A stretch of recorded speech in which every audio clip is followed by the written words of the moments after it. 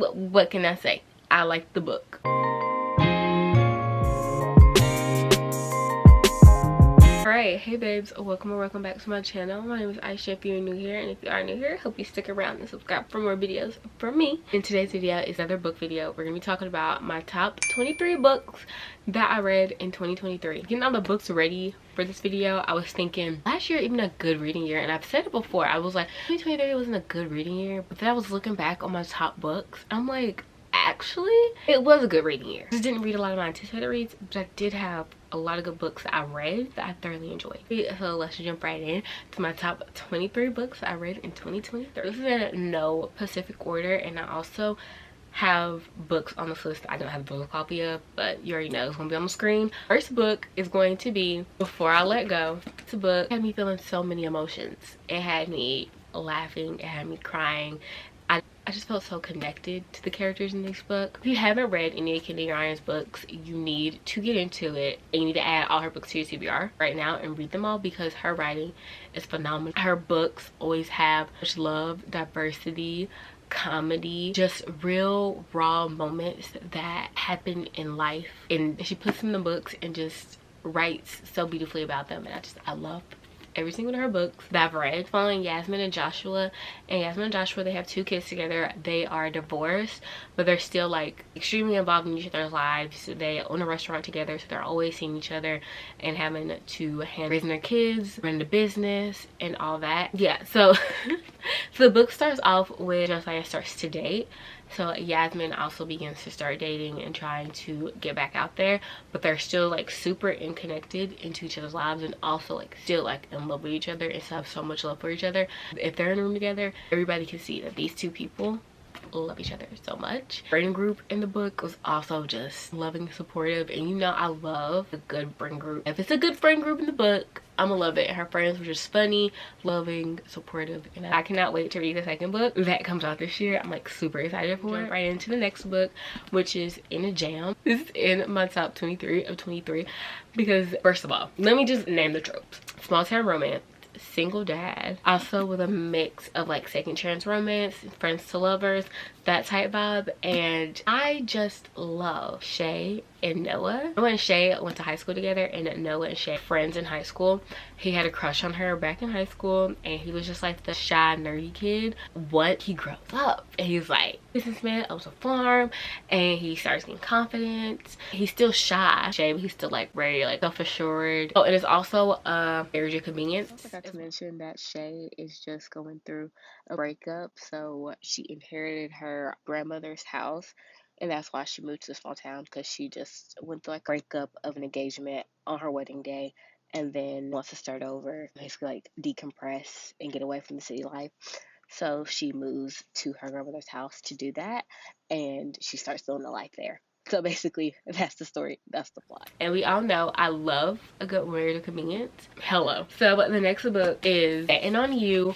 Of course, this was in my top 23 of 23 because if you know, you know. It's one of my favorite authors.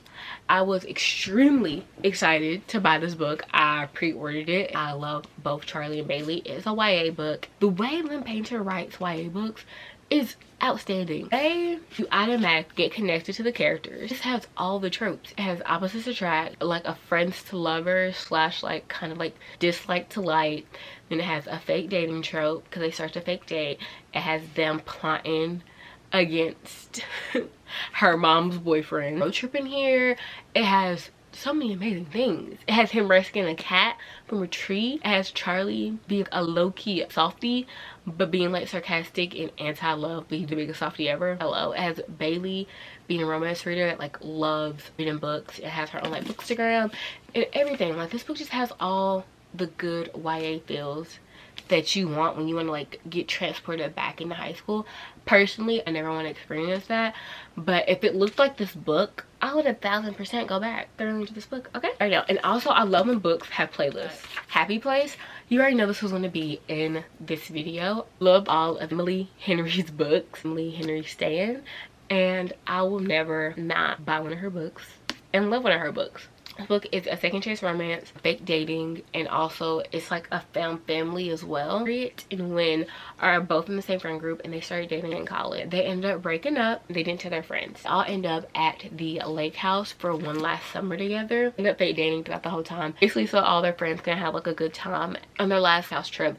So Harriet and Wynn are fake dating the whole time, and I just love everything about this book. It's in summer. It has a found family. It flips from past and present, so you see they fall in love and you see the development of their relationship from friends to lovers, and then you also see the reason, you also read about the reason why they broke up and how they're coping with that and what she was going through. This is just one POV. The way Emily Henry writes is just so touching. Like, you just feel connected to the characters that she writes about, and you just feel like you're walking through the journey with them wholeheartedly, and I just absolutely love it. And I love the dimensions of the characters and every character's relationship that they have with each other. The book wasn't just focused on Harriet and Wynn. It just has all the things, okay? It has all the things that you would want in a second chance, found family, growing into the person you want to be in the life you want to live book. So the next one is going to be Mile High. Even though it took me forever to get to reading this book, once I got into it, I never wanted to leave. I love Stevie and Xander. So their banter, and then Xander being a playboy until he got Stevie, and then once he laid eyes on Stevie, he basically couldn't lay eyes on any other woman ever, and that's how it should be. Like, hello. The way Stevie just changed this man's life. It's a worth romance. It's also a dislike to like. Forced proximity. It has a lot of body positivity as well. And the way this man bought multiple sets of clothes for her, because he was like, well, I didn't want to just get your size, so I wanted to make sure that you have options. That's kiss.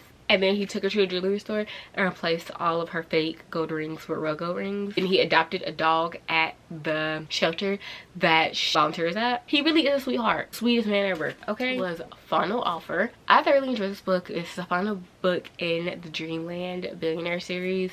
And I feel like it's either a hit or miss with some people. It was definitely a hit for me because I thoroughly enjoyed Cal and Alana. I was waiting for Cal's story every single time he popped up.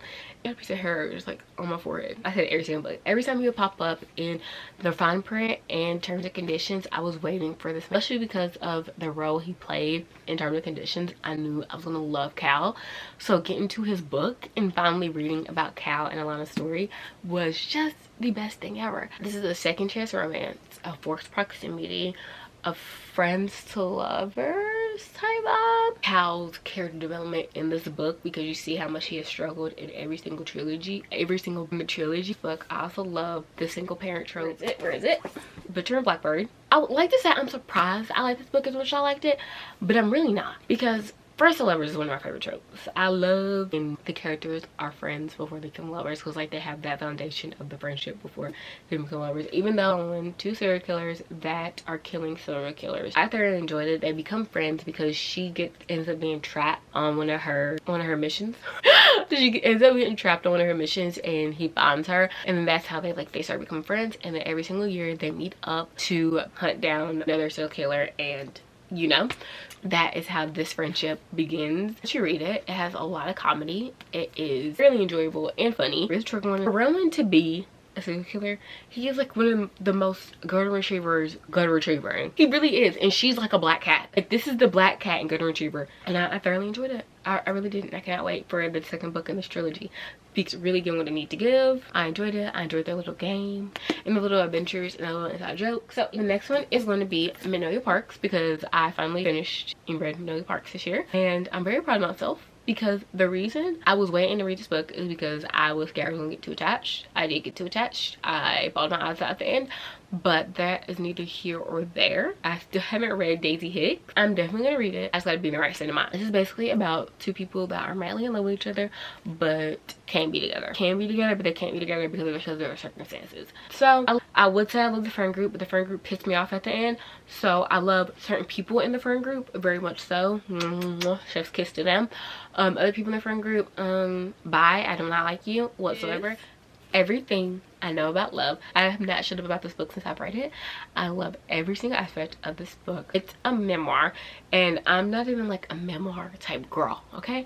I'm a romance girl. I'm a self-help girl. So reading this book, I'm saying Dolly is basically, I'm saying Dolly like I know her, like we're besties. Anyway, Dolly is basically talking about her life experiences and everything she knows about love in her 20s and just growing up, finding herself, about her friendships, about boys, everything that she's experienced in life, everything she have learned from her experience in life, the way she writes about it, and I love everything about it. And I'm probably gonna end up reading it this year because I loved everything about it, and I cried multiple times reading this book. I don't know, it was just emotional. So it was emotional to me. Sometimes you need to hear something and you need to read about it to like really like get it into your head, because you can believe something, and then once you read about it, then it's like solidifies in your head. They're like, yeah, you know what I'm saying? Maybe you don't, maybe that made no sense, but if you get it, you get it. If you don't, you don't. So the next one would be Caught Up. You guys, look how cute. Look, my tab matched the cover of the book. I love doing that. I feel like I've been talking about it since I like finished reading the book, so I don't want to like keep talking about it and ranting about it, but it's a single dad trope, sports romance. Kai, Miller, and Max are just the most adorable family trio. Okay, so the next book is American Roommate Experiment. It was funny. It was based in New York. Lucy's a romance writer. Lucas is like this big softy golden retriever, kind of wounded and cook. He's super tentative and sweet to her, and you know, I just love that. Okay, it's everything you want, little cutesy romance. Okay, like from the first chapter I was smiling and laughing. You can have me smiling and laughing within the first couple of pages, the first 2 chapters, then the book is automatically going to be 10 times better to me in my head. She did that, I did. And then I cried when he did like his grand gesture at the restaurant. Not me having flashbacks in the back of my head like it happened to me. Girl, I want to reread this one as well, real bad. And you know, it's good when I want to reread it. You know it's good when I read a book, then I go and buy the audio version so that I can listen to it, and I can still listen to it while I'm doing other things. This book is one of those books for me. You again? I have ranted about this book so many times. I'm not gonna keep ranting about it, but if you have not read this book, you need to read it. I went on Goodreads, go and click on it, and I'll look at the reviews, and then I'm like, why is this rated 3 stars? This is a 5-star book. Who are the girlies on Goodreads rating this 3 stars? I loved it. I laughed. I cried. The attachment that I have to these characters are kind of crazy.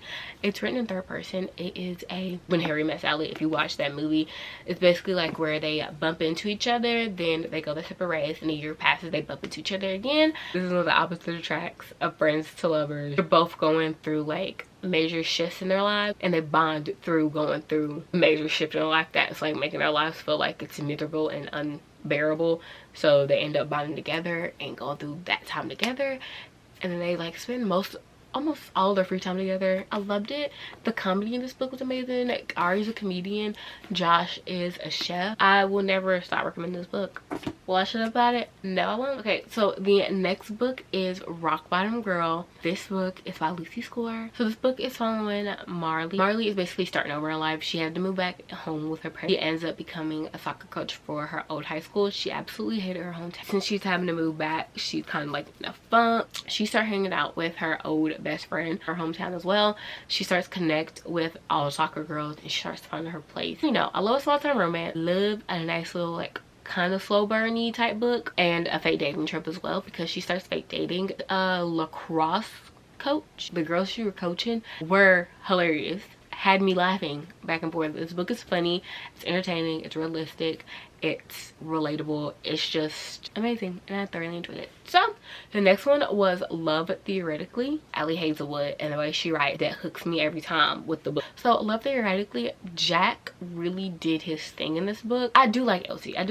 Her character development in the book was good, but Jack was really the star of the show for me. He was just the most kind, attentive, intelligent aspect of the book. I love how they were kind of like enemies to lovers, but Jack was really just like in love with Elsie the whole time. But what can I say? I like the book. Okay, so the next one is She Gets the Girl. Yeah, it just like gave you like all the vibes. 2 different girls from like totally different upbringings. Oh, this one is following Molly and Alex, and end up becoming like really close friends. Alex has to like grow up really fast and take care of her mom, and Molly and her mom are like best friends. So Alex ends up helping Molly get her crush so Alex can prove to her ex that like she's a changed person, she's helping people. They end up hanging out together and doing all these activities so that Molly can get out of her comfort zone and start getting Claire's attention. All the aspects about it, I love their bond. I really liked Alex's character as well. She was a very strong-headed character, and I loved how she was just that girl, freshman in college. So like it gives you like the coming of age aspect. I don't know, the book She Gets the Girl really reminds me of like a 90s rom-com. Two wrongs make a right. This book, I love the Reputations book. I loved both of the characters. Fake dating and then they turn into real dating. They're both really caring, very like aware of the way each other's minds work. Bea and Jamie has like a dislike like trope. Amazing communication. This man is very detail oriented. So like she will say one thing, this man will remember it and adjust accordingly to what she said she needed, and vice versa. Like they both do that, and the communication skills was just amazing in this book. The way that this man made a smoothie while they were still fake dating, because it's outside the fake dating trope, while they were still fake dating, this man made vegetables blended up because she can't eat certain vegetables because of the texture for her, because it's like, I'm like, you need to get your vegetables in. And how sweet that is for you to take the time out of your day when I'm dating to blend up smoothies and have them in your freezer ready at any given time. I loved everything about the book. Like it just had so many dimensions and layers to it. If Only You. Now this one also has a representation. It's by the same author, Diggy and Sebastian. They're on TikTok. I'm gonna talk about it in almost every single one of my videos I filmed recently. I absolutely love this book. I thoroughly enjoyed it. It was just one of the best books I read this year. Absolutely. So the tropes, I'm trying to think. It's like a friends to lovers. Also, it's not really like fake dating because they decide to be friends so that she can get out of her comfort zone, but it's basically to help his reputation and help people see her in different light. The way Sebastian, like when she was eating some fries and a shake and he was just looking at her like, yeah, she's the most beautiful girl I've ever seen. I'm just like, yeah, you tell him. You tell him. And he was supposed to be a player, but he was always just like taking care of our girl Diggy, and she was always just taking care of herself. He was super supportive. He was in that stand yelling for that girl because they're both professional athletes. It was just, it had all the things. It had all the things. I don't know how I'm like, it had all of the regular siblings also coming throughout the book as well. Right now, I love all the siblings, so I really enjoyed this book. I really, you know, we love little wounded character. We love that. Act Your Age, Eva Brown. This is the final book in the Brown Sisters series, full trilogy, and it was one of the best ones, if not the best one. They saved the best for last. I think she did. Eve Brown and Jacob. Eve, her family was like, you need to get your life together. You need to stop acting like a child, quitting everything you get bored of. You need to find one thing and stick to it job wise, because like she's hopping from job to job and quitting whenever she wants to and just like doing whatever she wants to do. So she ends up at this B&B for an interview. She's reading the book. She ends up hitting him with her car, and Jacob is like super in control. He's very responsible, and the way Eve Brown just like basically crashed into his life, ran him over, and got the job. So I really liked it. Eve Brown was hilarious. Her and Jacob were adorable. Like I love when the super in control man falls for the girl in chaos and she ends up like flipping his world upside down. It's like the perfect combination. So the next one is Comply Consent. This book is on Skylar and Ray. They both had bad breakups with their ex, and she ends up eating at his bar, and he is a retired NFL player and she is a lawyer. So I love that for the girly. Just loved her. She really just ate down in a way. She just kept like, you have to do this. I'm going to up him. I'm gonna take all his clients. I'm gonna take all the clients. Because when she was working with her ex, broke up, and then basically her ex got her fired, she took all her clients with her and started her own firm. You already know I love a boss girl. He's a businessman. He owns his own restaurant, and he like basically raised his little sister. So the book just has two people that are perfect come together. All I gotta say. Okay, so the next one is A Good Girl's Guide to Murder. I've already mentioned about this book enough. I absolutely love Pep, and I loved how she was just in high school solving murders. This is like one of the first books that I read that wasn't like purely about romance, and it had like a little bit of thriller, mystery in it that like really just made me be like, yeah, I can read more of you. Love Pep, love Robbie. And if you don't know, A Good Girl's Guide to Murder is where Pep is basically solving a murder mystery and doing research for her senior capsule project. Solves the murder, gets some people in jail, and she just that girl. So Bounded by Hatred. This one is an enemies to lovers. It's why did I say it like that? This book is a part of In Blood Mafia Chronicles. I thoroughly enjoyed Bound by Hatred. It's Enemies to Lovers, A Merge of Convenience. I'm a merge of convenience. Maybe it's an arranged marriage. Hey Bob, Gianna basically ran away. It's like mafia. They're in the outfit. If you know, you know. They're in the outfit. So Gianna ran away, and basically her fiance came, snatched her up, took her back home, and married her on the spot. And Gianna and Mateo. I loved it. So it has like all the mafia goodness that every mafia book needs, but I don't know what it is about her writing that just makes some mafia books really good. I want to do a whole week of reading mafia books. I really want to do that, but I feel like my mind might be a little woo, because I already be in the Lulu world when I'm reading those books. Okay, you know? The last book is The Contract. This book is also a merge of convenience. I didn't know what I was getting into when I started this book. I learned Richard and Catherine. Richard was just like the worst man at the beginning. He really was. Character development throughout the whole book was amazing, because at the beginning I was like, ooh, I do not like you. I was like, I really do not like you, sir. And then throughout the book I was like, okay, you're getting better, you're getting better, you're getting better. So basically it's a merge of convenience. He kind of sort of forces his PA, personal assistant, to Catherine to marry him so that he can fake like he's a family man to get a new job at a different company. This man had a grand plan and he succeeded. He really did. Okay, those were the top 23 books that I read in 2023. I hope you guys enjoyed this video. If you did, don't forget to like, comment, and subscribe, and I'll see you guys in my next one. Also, all my social medias are linked down below if you want to follow me on Instagram, TikTok, Twitter, Reads. Let's get a thumbnail, girls. We are the boys in motion. We give you our devotion. Boys, look at this. Look at this. This is perfect with all of the beautiful babies. All the beautiful babies.